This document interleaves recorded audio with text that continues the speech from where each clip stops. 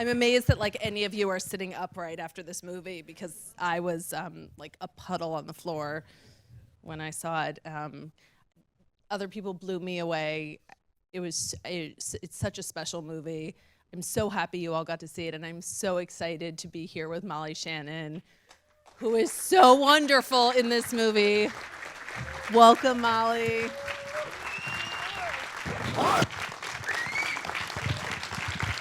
Thank you, Jessica. Thanks for coming. She's alive.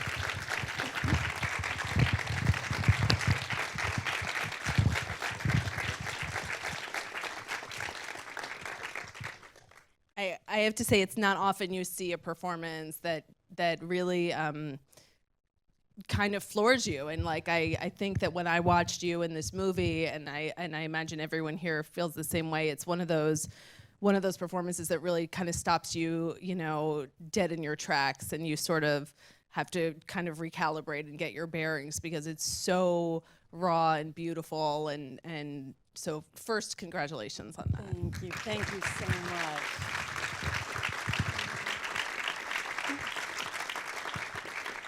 Tell us a little bit about you and Chris Kelly, the director, talking about this role and what made you want to play her.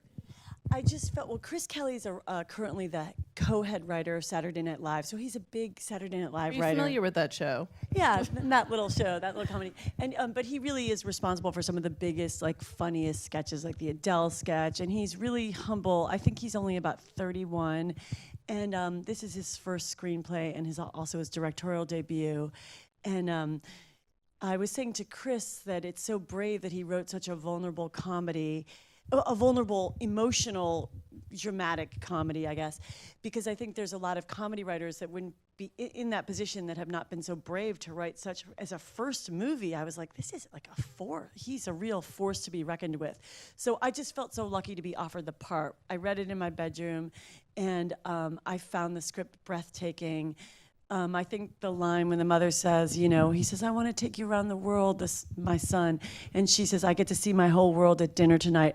I felt like a heart was leaping out at me from the pages and made my heart burst. I was like, this is so beautiful. And I really haven't felt that way reading a script, where it just moved me so much just reading it, that I thought, wow, this is going to be incredible, getting to shoot it. So I just felt lucky to be offered such a great role. I really was just pinching myself, what, am I dreaming? Who does he think I'm Charlize Theron?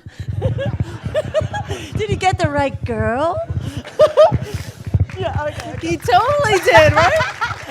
Well, it's now that we've seen you in it, I can't even imagine that there would ever be of course it's you. Oh, of course. And did you feel any kind? When you read the script, do you get?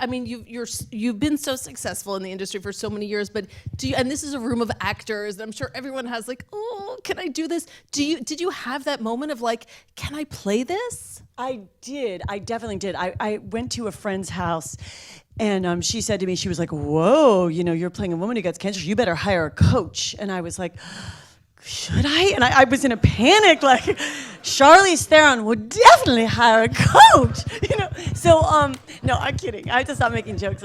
But I'm a big fan of hers. But she did go through my mind a lot, because she strikes me as a very monster, and But really, what I did was I was guided so much by Chris. I was very nervous, but he really walked me through it. And he was like, "Look, I don't want this to be a docudrama. I'm not going to be no, my mother would do this." But he. And he also wanted to hire comedians to give it a balance, so it wasn't so heavy that you could be brought up. And his mother in real life was very funny and a wisecracker and strong. And so he wanted somebody who was funny too.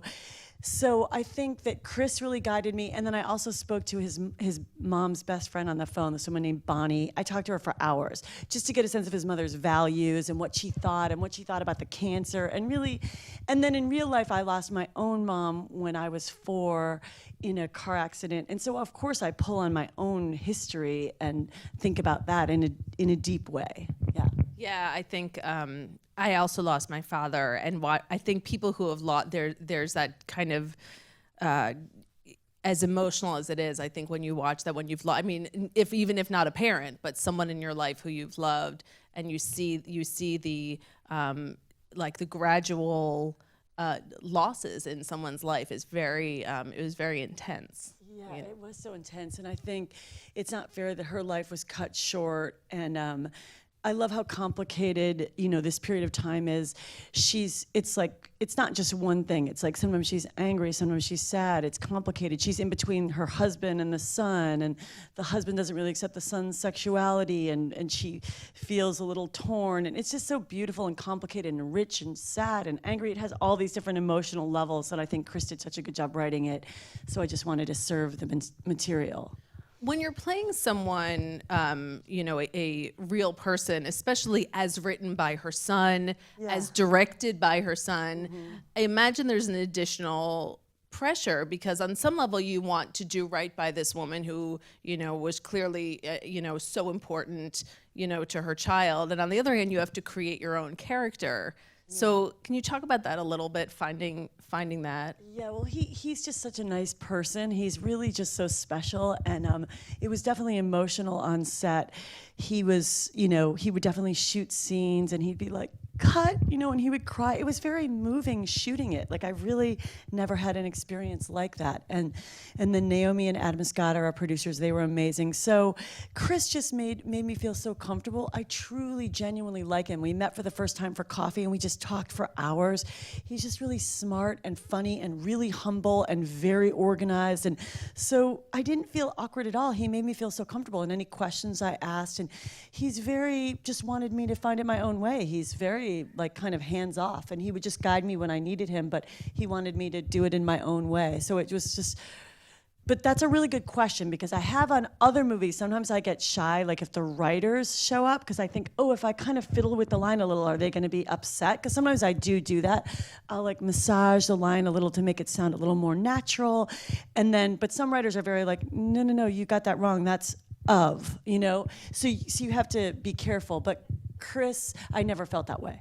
So you and Chris, in my mind, of course, you two knew each other before this, but you didn't. No, we did not. Even though we both come from Saturday Night Live, we had never met. But I think he went around town saying, I'm going to do this movie, and I'd like somebody like Molly Shannon to play my mom. So he said that a lot.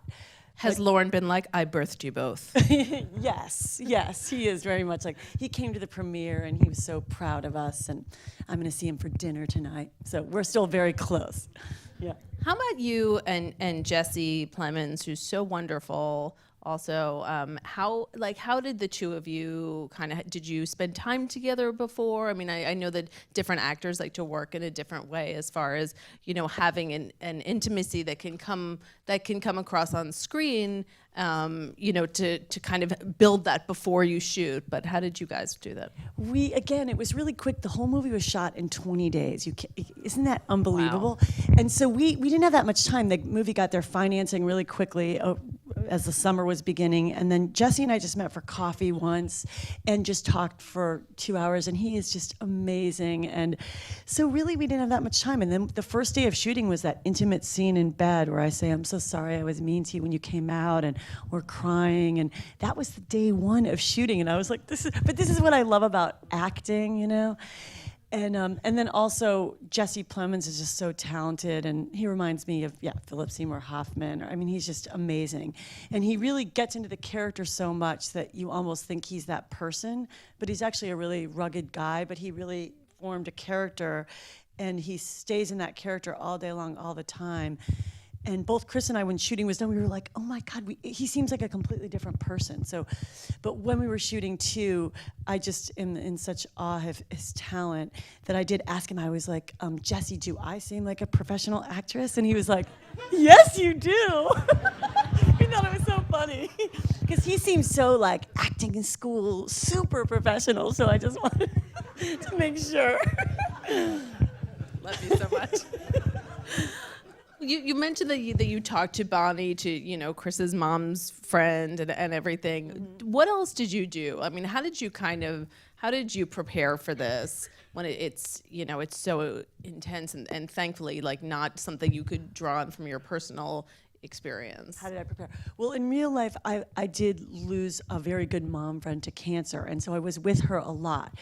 and she had children, and she was just, so that really did help me a lot. You know, her life was going to the hospital to check her blood scans, and I'd be taking my son to school, and she's like, I'm at the hospital, you know, cross your fingers. And I really spent a lot of time, and I would go with her when she was getting chemo, and I just felt like, oh my God, there is nothing to be upset about. Here she is, like, fighting for more time with her family. Like, if I could just get on this treatment where they're trying these new drugs, and maybe by 6 more months or 9 months, or if I could just see my daughter graduate from and it just changed. So that helped a lot. I used her and thought about her in my performance.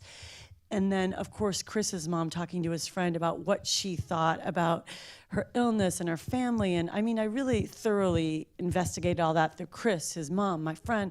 And then just being a daughter of a mother whose life was cut short, I just deeply related to the material. You know, like, my mom's life was cut short, and I'm sure we were all in the car together during our car accident, and I'm sure her heart broke when she was dying, you know, like that shouldn't have happened, you know? Yeah. And also, and you're a mother as well. And it's I'm a and mother, having that, yeah. I don't know one parent that can, you know, that just goes through life without thinking, what if my life is cut short with my children, you know? Exactly, yeah. Yeah, and I think when you go through that kind of loss when you're younger, you're always appreciate time. And I just think, I can't believe I'm alive. And, you know, my kids are 13 and 11, and I don't take that for granted at all. I'm like, I'm still alive. And I always think, oh, good, my kids are getting the benefit. I'm still alive. Because I just don't take, you know, life on earth and time on earth for granted, because you never know how much time you're going to have with somebody.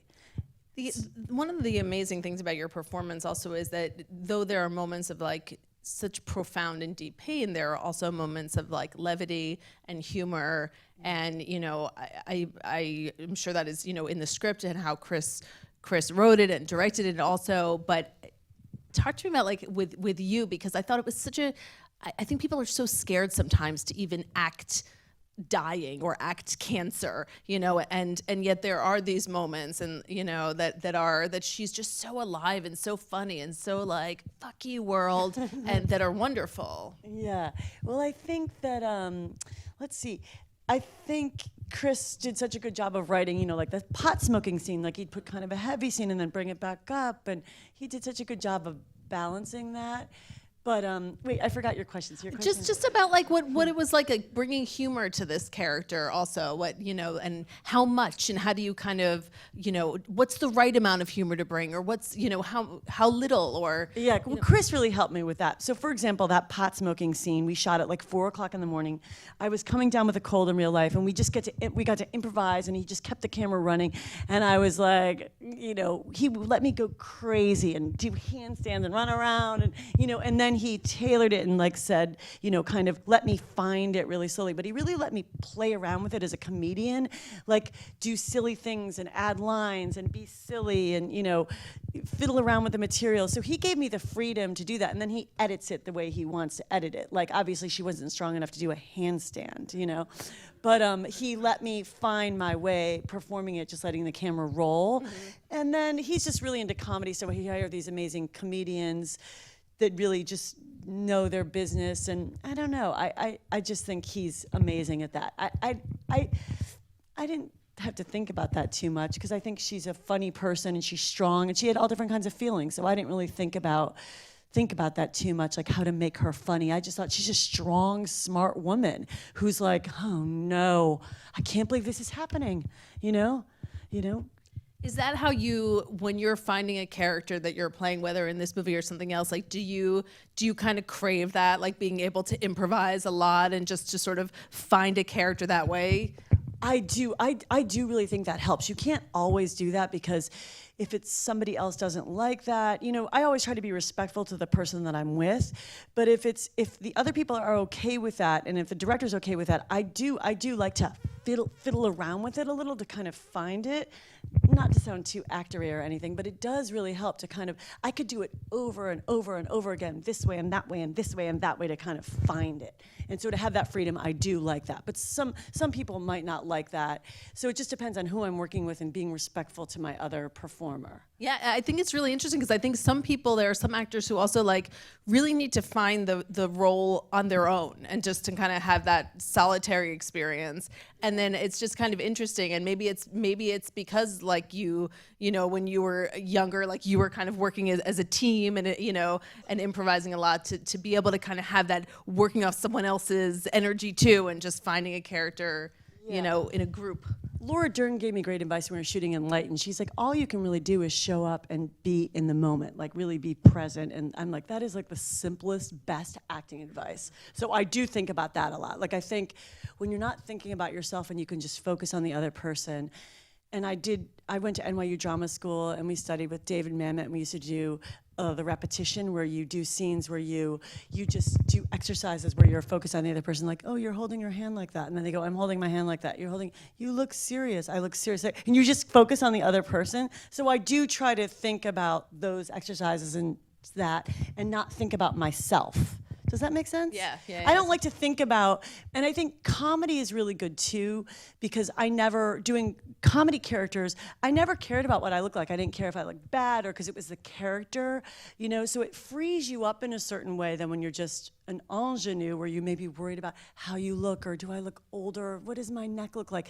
When I did Sally O'Malley or Mary, I don't care what I look like. I want to look like the character. So it gives you great freedom as a woman to just kind of transform yourself into the character. So I try to use that in my dramatic work as well, to not think about what I look like or care about that and just be that person. Does that make sense? Yeah. That is very freeing, because I don't think it's good to be thinking about what you look like too much, Probably easier said than done, though. I think, like, I imagine, like, Laura Dern's advice of just, like, be in that moment is, like, the simplest thing to say, and yet, sometimes as an audience, you can feel someone not, a performance that's not in the moment, and which is the very opposite, you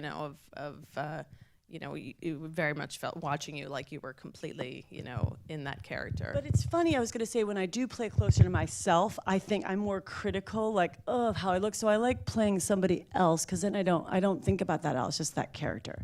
Was there a scene in the movie that was the most challenging for you, or even the most meaningful for you? Yeah, I would say the very last scene. I've never done a scene like that where I'm so weakened and my voice is going out and I'm giving him advice. I was definitely very worried about that scene, and Chris was like, this is good, this is really simple, and we really didn't know if that would work. So it's really nice that people relate to that when she gives him advice and she says, see your sisters, and I don't want you to forget about me, and I don't have to do all the lines, but I was very worried about that scene. I've never done anything like that in my life, so I'm so glad that it plays all right and that it was very different. Yeah. Thank you. It's a beautiful scene. Another one that I loved was when she goes back to her classroom and she's sitting with all of these teachers, and like that newish teacher's like, what? And you just like, as an audience member, you're cringing a little bit, and there's so much that you need to do without speaking loudly, certainly, and without even speaking, and you can just see the kind of that whole array of feelings on your face in it, of just like sadness and frustration and humiliation and why, and anger. And it was, what was that scene like, shooting that one? That was so great. Well, Chris's mom, who helped me, who knew his mom really well, she was in that scene, Bonnie. She had glasses, so she played one of the teachers. And his mom's friends were also in the church scenes. Those were all his mom's real friends. And so that was so special. So I would ask them, what was she like? And what television shows did she like? And where did you go for dinner? And I would really, and they were like, you're doing such a good job. And, that was really nice. But that day was particularly fun because it's these great comedy women that are fantastic. So it's like a fun day of shooting because you have Lennon and all these, Marla and all these great comedians. I love that scene. I thought it was excellent. I thought that she's so frustrated because she's such a funny storyteller, and she can tell a story and she can grab a room, and that part of herself is, her life is, she's saying goodbye to parts of her life because she can't do that anymore, and it's so heartbreaking because she can't communicate the way she's used to, and it's like so frustrating. She's a smart woman, and she's losing her ability to vocally communicate. So Chris really helped me with that, because I was like, how? He would tell me, she would talk like this, so he guided me through that again. But I was gonna say one more thing too. When I first got the script, I felt so excited to be offered this part. After I read the script, I closed it, and I was so excited that I went running in my neighborhood and I listened to a Miley Cyrus song, and I ran for like 50 minutes. And I was so excited that I had to run myself around my neighborhood like a dog to calm myself down. And I was like, I'm gonna be in the movies. This is my fantasy, you know what I mean?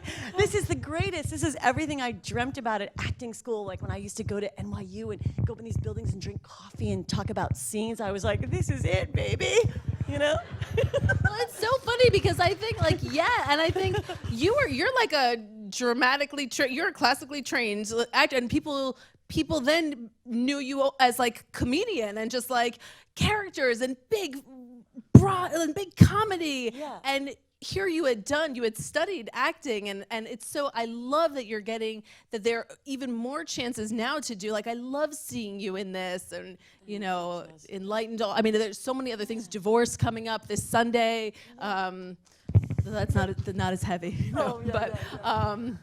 she's got a real winner of her first episode, let me tell you. But, I was gonna say, I think many comedians do have a dark, sad side usually. I think how they present themselves is really not how they are, and I certainly am from that category. So I think that comedians can do drama, I think, more than dramatic actors can do comedy. I don't know, to me, I feel, because I think comedy is where you almost have to be childlike and free, and sometimes you can't intellectualize comedy. You have to just let yourself be childlike and silly.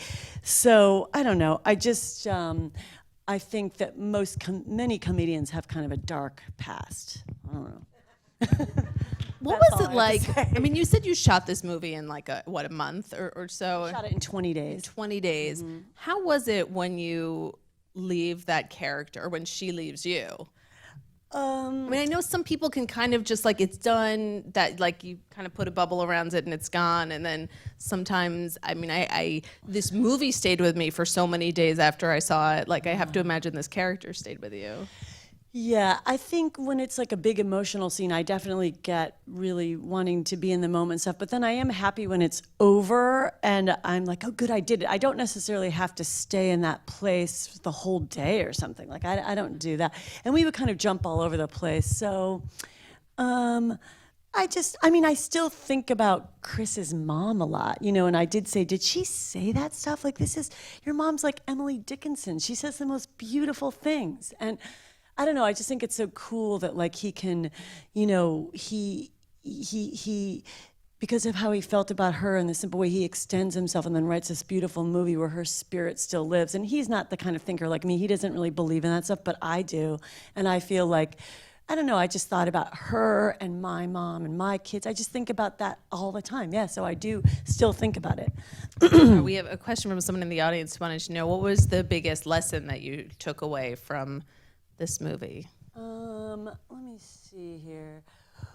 I think when people really write and work from their heart, you can't go wrong. When you really come from within, and that's such a great thing that people really relate to that. And I think Chris was so brave in writing this simple story. And he wasn't sure if he was going to write this as his first screenplay, but he kept coming back to this, write what you know, write what you know. So he was like, no, this keeps going through my head for a reason, so I'm going to write this. So I'm just so happy that I was able to be a part of that. And then secondly, I wanted to tell this other story too.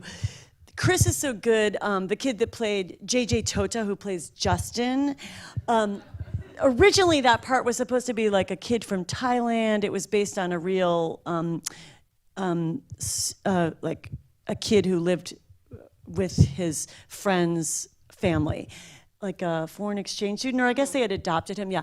But so originally the character was different, but JJ Tota in real life came to audition for the part, and he said, I'm so sorry I'm late for the audition. I'm doing a full reject on my bedroom, and do you know what Carrera Marble is? And Chris was like, oh my God, this kid, it could not, this is the kid, this is perfect. So they changed the whole role and tailored it just to him.